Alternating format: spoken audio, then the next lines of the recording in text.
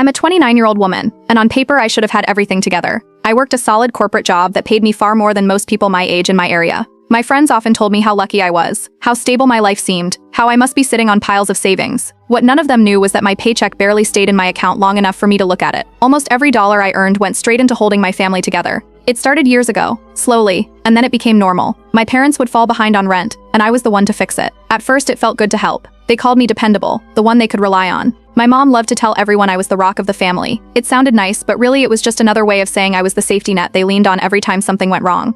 When my younger brother, who's 24 now, didn't have health insurance, it was me who paid for his medical bills. He'd text me about prescriptions or doctor visits, and I'd transfer money without thinking twice. I told myself it was just temporary, just until he got steady work, but that temporary stretched into years. Holidays weren't much different. Most families share the cost of big gatherings, but mine always ended with me footing the entire grocery bill. Sometimes it even included the cost of travel, since no one else seemed able to afford it. They praised me at the table, telling relatives how generous I was, but no one ever offered to split the cost the next time. It was simply assumed I would do it again. That assumption grew with everything. My dad, who was supposed to be semi-retired, constantly leaned on me for temporary loans. Each one came with promises that he'd pay me back once things stabilized, but not a single cent ever made its way back to me.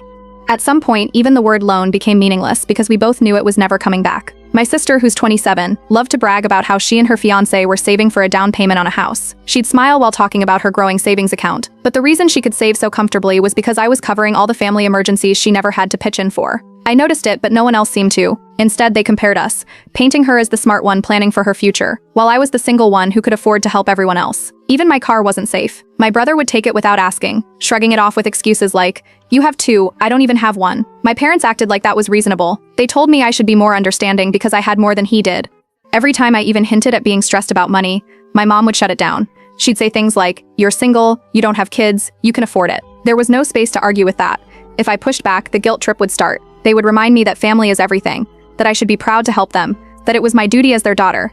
And so I kept giving, telling myself it was just what needed to be done. Relatives joined in too. They loved to call me the responsible one, the one who made the family proud. But their praise felt more like pressure. Every compliment was just another expectation that I'd be there to fix whatever went wrong. I couldn't remember the last time anyone asked me if I needed help. It wasn't even a thought in their minds because I had a good job, and in their eyes that meant I could handle anything. For years, I told myself it was fine. I convinced myself I was strong enough to carry it, that it would even out eventually. But slowly, I realized I wasn't living my own life. My six-figure salary should have set me up for comfort. But when I looked at my bank account, years of paying thousands each month for rent, groceries, and medical bills left almost nothing behind. Every month, my paycheck disappeared into rent payments, groceries, medical bills, and loans that weren't loans at all. The breaking point came when I started looking into buying a place of my own. I wanted stability. I wanted a home that was mine. But when I met with the bank, I found out I couldn't qualify for what I wanted.